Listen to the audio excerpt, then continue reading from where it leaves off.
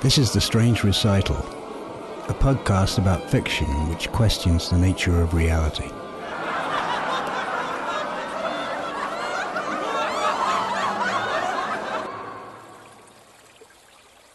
A man stood upon a railroad bridge in northern Alabama, looking down into the swift water 20 feet below. The man's hands were behind his back, the wrists bound with a cord. A rope closely encircled his neck. It was attached to a stout cross timber above his head, and the slack fell to the level of his knees. Some loose boards laid upon the ties, supporting the rails of the railway, supplied a footing for him and his executioners, 2 private soldiers of the Federal Army, directed by a sergeant who in civil life may have been a deputy sheriff. At a short remove upon the same temporary platform was an officer in the uniform of his rank, armed. He was a captain. A sentinel at each end of the bridge stood with his rifle in the position known as support, that is to say, vertical in front of the left shoulder, the hammer resting on the forearm thrown straight across the chest, a formal and unnatural position enforcing an erect carriage of the body. It did not appear to be the duty of these 2 men to know what was occurring at the center of the bridge. They merely blockaded the 2 ends of the foot planking that traversed it. Beyond one of the sentinels, nobody was in sight. The railroad ran straight away into a forest for 100 yards, then, curving, was lost to view. Doubtless there was an outpost farther along. The other bank of the stream was open ground, a gentle slope topped with a stockade of vertical tree trunks, loopholed for rifles, with a single embrasure through which protruded the muzzle of a brass cannon commanding the bridge. Midway up the slope between the bridge and fort were the spectators, a single company of infantry in line, at parade rest, the butts of their rifles on the ground, the barrels inclining slightly backward against the right shoulder, the hands crossed upon the stock. A lieutenant stood at the right of the line, the point of his sword upon the ground, his left hand resting upon his right. Excepting the group of 4 at the center of the bridge, not a man moved. The company faced the bridge, staring stonily, motionless. The sentinels facing the banks of the stream might have been statues to adorn the bridge. The captain stood with folded arms, silent, observing the work of his subordinates but making no sign. Death is a dignitary who, when he comes announced, is to be received with formal manifestations of respect, even by those most familiar with him. In the code of military etiquette, silence and fixity are forms of deference. The man who was engaged in being hanged was apparently about 35 years of age. He was a civilian, if one might judge from his habit, which was that of a planter. His features were good: a straight nose, firm mouth, broad forehead, from which his long dark hair was combed straight back, falling behind his ears to the collar of his well-fitting frock coat. He wore a mustache and pointed beard, but no whiskers. His eyes were large and dark gray, and had a kindly expression which one would hardly have expected in one whose neck was in the hemp. Evidently this was no vulgar assassin. The liberal military code makes provision for hanging many kinds of persons, and gentlemen are not excluded. The preparations being complete, the 2 private soldiers stepped aside and each drew away the plank upon which he had been standing. The sergeant turned to the captain, saluted, and placed himself immediately behind that officer, who in turn moved apart 1 pace. These movements left the condemned man and the sergeant standing on the 2 ends of the same plank, which spanned 3 of the cross ties of the bridge. The end upon which the civilian stood, almost but not quite, reached a 4th. This plank had been held in place by the weight of the captain. It was now held by that of the sergeant. At a signal from the former, the latter would step aside, the plank would tilt, and the condemned man go down between 2 ties. The arrangement commended itself to his judgment as simple and effective. His face had not been covered, nor his eyes bandaged. He looked a moment at his unsteadfast footing, then let his gaze wander to the swirling water of the stream racing madly beneath his feet. A piece of dancing driftwood caught his attention, and his eyes followed it down the current. How slowly it appeared to move. What a sluggish stream.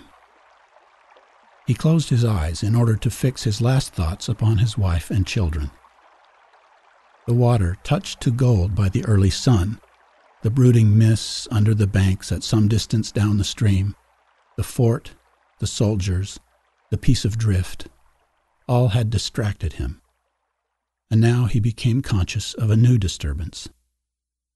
Striking through the thought of his dear ones was sound which he could neither ignore nor understand, a sharp, distinct, metallic percussion like the stroke of a blacksmith's hammer upon the anvil. It had the same ringing quality. He wondered what it was, and whether immeasurably distant or nearby. It seemed both. Its recurrence was regular, but as slow as the tolling of a death knell. He awaited each new stroke with impatience and, he knew not why, apprehension. The intervals of silence grew progressively longer. The delays became maddening. With their greater infrequency, the sounds increased in strength and sharpness. They hurt his ear like the thrust of a knife. He feared he would shriek. What he heard was the ticking of his watch. He unclosed his eyes and saw again the water below him. If I could free my hands, he thought, I might throw off the noose and spring into the stream. By diving I could evade the bullets, and swimming vigorously reach the bank, take to the woods and get away home. My home, thank God, is as yet outside their lines. My wife and little ones are still beyond the invaders' farthest advance. As these thoughts, which have here to be set down in words, were flashed into the doomed man's brain rather than evolved from it, the captain nodded to the sergeant. The sergeant stepped aside.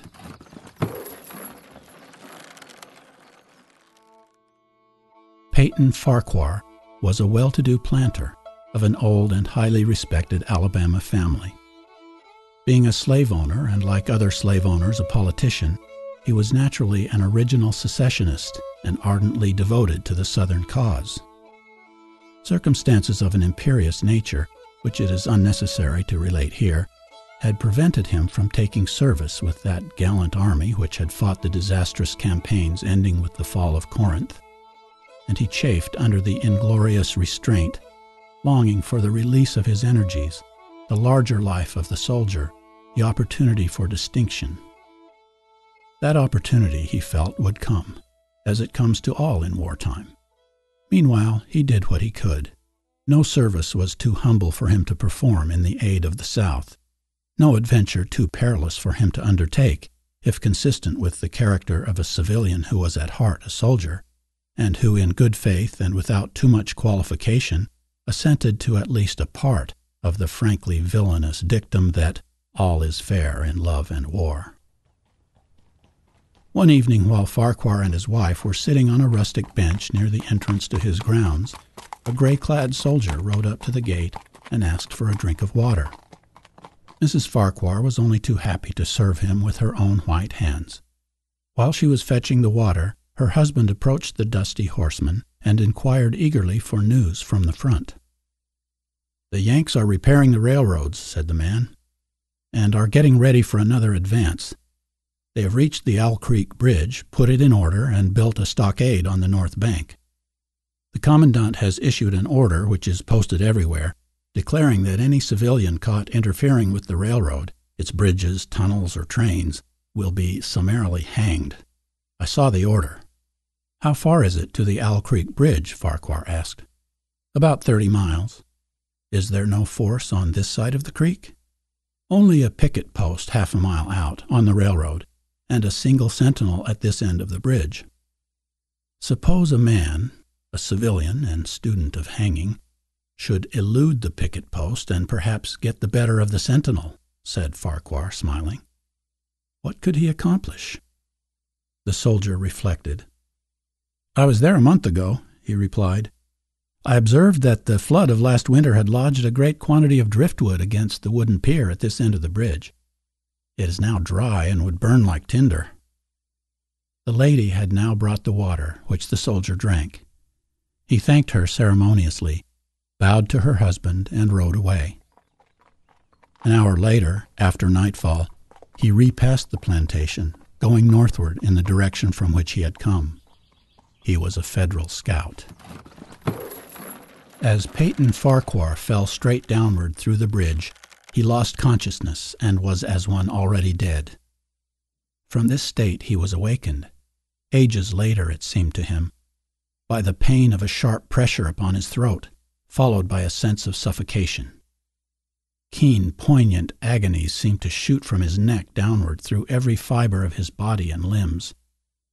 These pains appeared to flash along well-defined lines of ramification and to beat with an inconceivably rapid periodicity. They seemed like streams of pulsating fire heating him to an intolerable temperature. As to his head, he was conscious of nothing but a feeling of fullness, of congestion. These sensations were unaccompanied by thought. The intellectual part of his nature was already effaced. He had power only to feel, and feeling was torment. He was conscious of motion, encompassed in a luminous cloud of which he was now merely the fiery heart, without material substance. He swung through unthinkable arcs of oscillation, like a vast pendulum. Then all at once, with terrible suddenness, the light about him shot upward with the noise of a loud splash. A frightful roaring was in his ears, and all was cold and dark. The power of thought was restored. He knew that the rope had broken and he had fallen into the stream. There was no additional strangulation. The noose about his neck was already suffocating him and kept the water from his lungs. To die of hanging at the bottom of a river, the idea seemed to him ludicrous. He opened his eyes in the darkness and saw above him a gleam of light, but how distant, how inaccessible. He was still sinking, for the light became fainter and fainter until it was a mere glimmer. Then it began to grow and brighten, and he knew that he was rising toward the surface. Knew it with reluctance, for he was now very comfortable. To be hanged and drowned, he thought, that is not so bad, but I do not wish to be shot. No, I will not be shot. That is not fair. He was not conscious of an effort, but a sharp pain in his wrist apprised him that he was trying to free his hands. He gave the struggle his attention, as an idler might observe the feat of a juggler, without interest in the outcome. What splendid effort! What magnificent, what superhuman strength! Ah, that was a fine endeavor! Bravo! The cord fell away. His arms parted and floated upward, the hands dimly seen on each side in the growing light. He watched them with a new interest as first one and then the other pounced upon the noose at his neck. They tore it away and thrust it fiercely aside, its undulations resembling those of a water snake. "Put it back! Put it back!" He thought he shouted these words to his hands, for the undoing of the noose had been succeeded by the direst pang that he had yet experienced. His neck ached horribly, his brain was on fire, his heart, which had been fluttering faintly, gave a great leap, trying to force itself out at his mouth. His whole body was racked and wrenched with an insupportable anguish, but his disobedient hands gave no heed to the command. They beat the water vigorously with quick, downward strokes, forcing him to the surface. He felt his head emerge. His eyes were blinded by the sunlight. His chest expanded convulsively, and with a supreme and crowning agony, his lungs engulfed a great draught of air, which instantly he expelled in a shriek. He was now in full possession of his physical senses. They were indeed preternaturally keen and alert. Something in the awful disturbance of his organic system had so exalted and refined them that they made record of things never before perceived. He felt the ripples upon his face and heard their separate sounds as they struck. He looked at the forest on the bank of the stream, saw the individual trees, the leaves, and the veining of each leaf. He saw the very insects upon them, the locusts, the brilliant-bodied flies, the gray spiders stretching their webs from twig to twig. He noted the prismatic colors in all the dewdrops upon a million blades of grass, the humming of the gnats that danced above the eddies of the stream, the beating of the dragonfly's wings, the strokes of the water spider's legs, like oars which had lifted their boat. All these made audible music. A fish slid along beneath his eyes, and he heard the rush of its body parting the water. He had come to the surface facing down the stream. In a moment the visible world seemed to wheel slowly around, himself the pivotal point, and he saw the bridge, the fort, the soldiers upon the bridge, the captain, the sergeant, the two privates, his executioners. They were in silhouette against the blue sky. They shouted and gesticulated, pointing at him. The captain had drawn his pistol but did not fire. The others were unarmed. Their movements were grotesque and horrible, their forms gigantic. Suddenly he heard a sharp report, and something struck the water smartly within a few inches of his head, spattering his face with spray. He heard a second report, and saw one of the sentinels with his rifle at his shoulder, a light cloud of blue smoke rising from the muzzle. The man in the water saw the eye of the man on the bridge, gazing into his own through the sights of the rifle. He observed that it was a gray eye, and remembered having read that gray eyes were keenest, and that all famous marksmen had them. Nevertheless, this one had missed. A counter-swirl had caught Farquhar and turned him half round.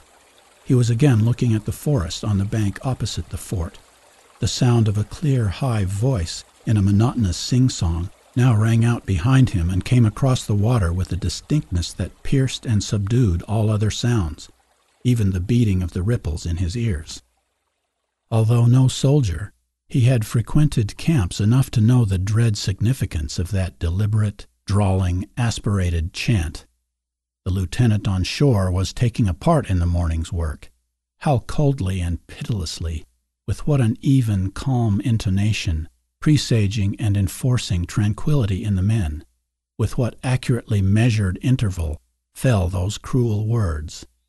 Company, attention! Shoulder, arms! Ready, aim, fire! Farquhar dived as deeply as he could.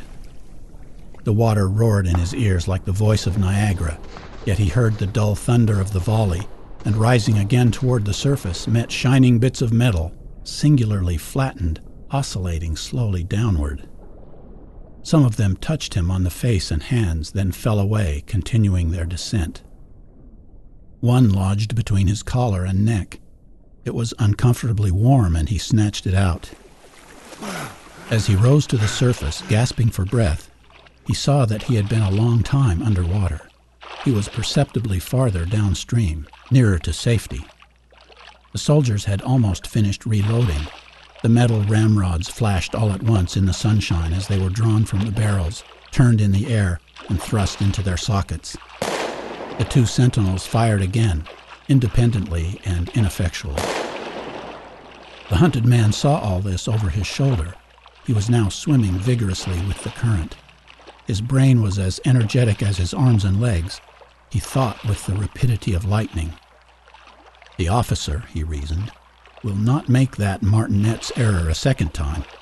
It is as easy to dodge a volley as a single shot. He has probably already given the command to fire at will. God help me, I cannot dodge them all.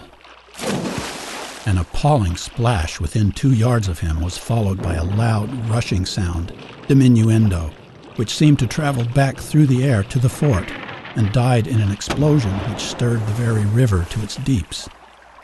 A rising sheet of water curved over him, fell down upon him, blinded him, strangled him.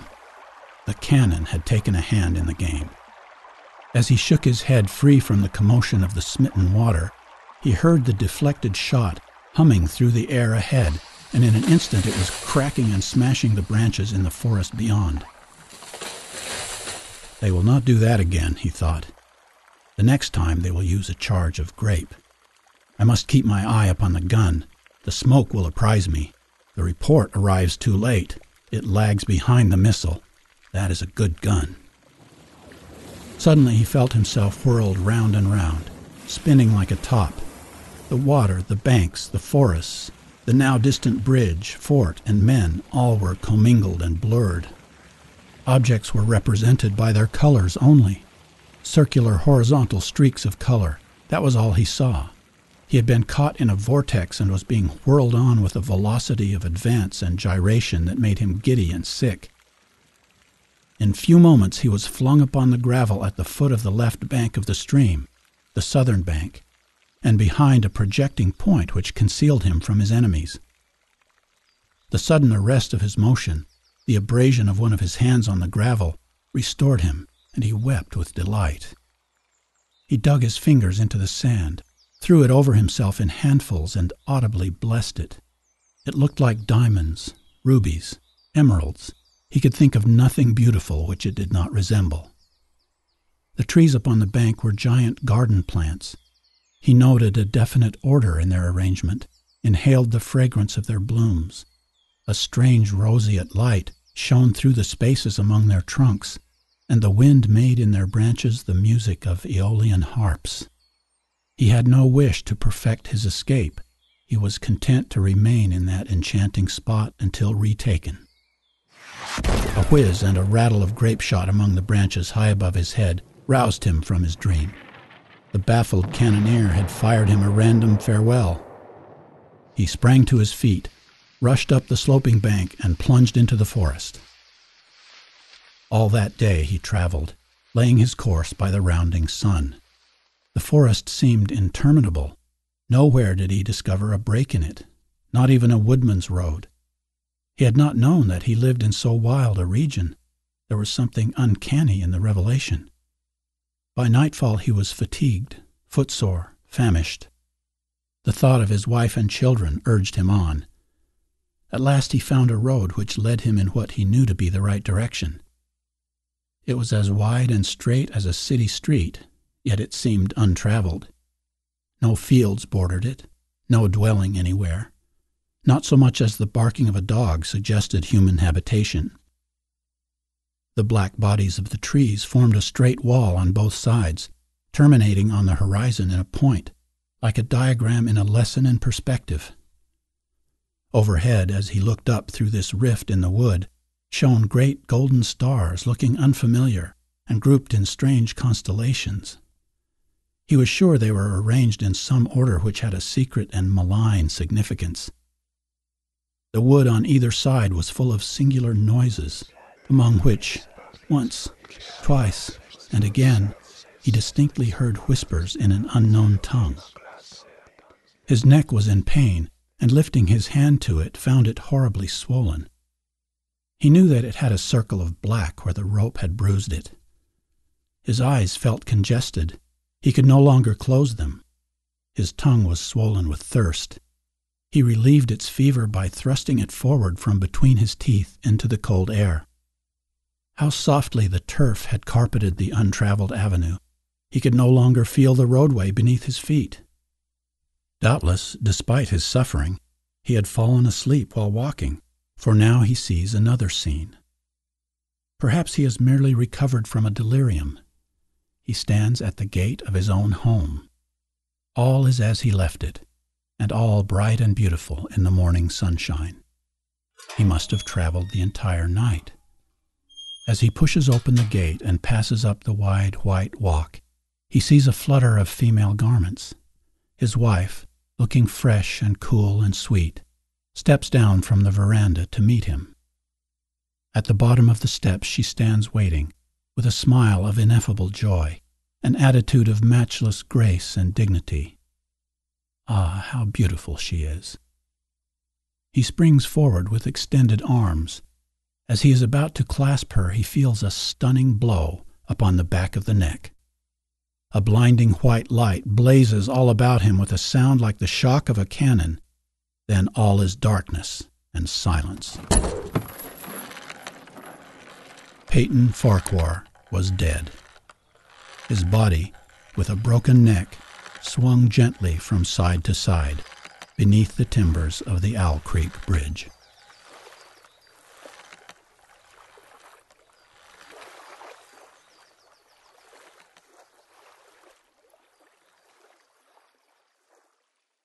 That was An Occurrence at Owl Creek Bridge, written by Ambrose Bierce and read by Brent Robison.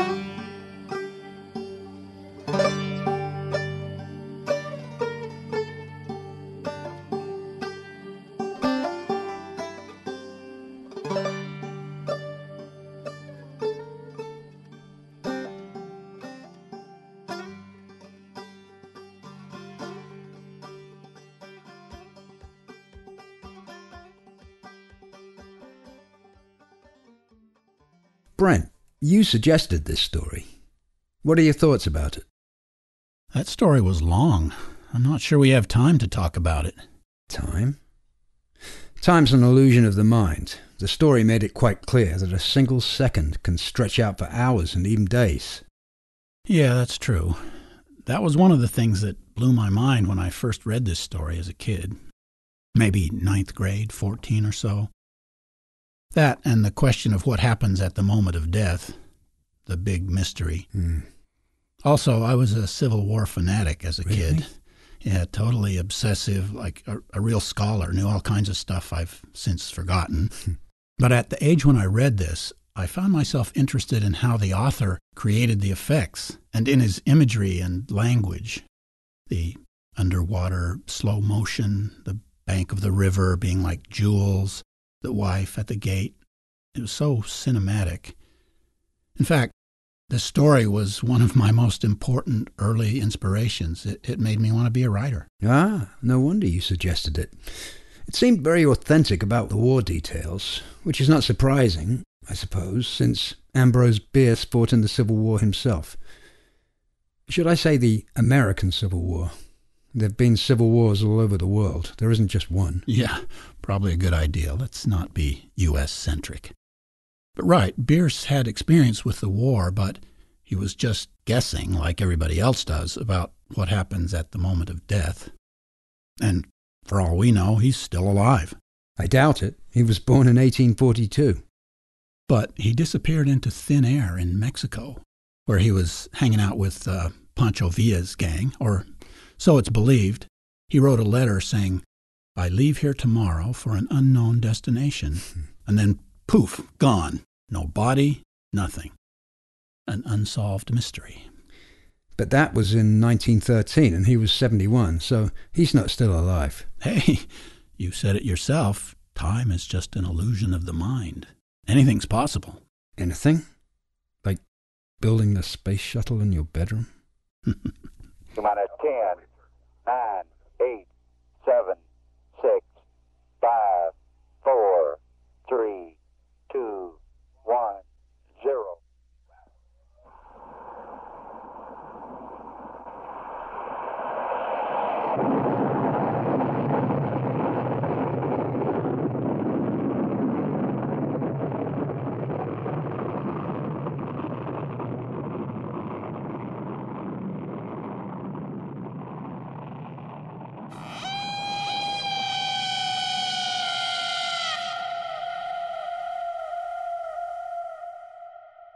This is The Strange Recital, on the web at thestrangerecital.com.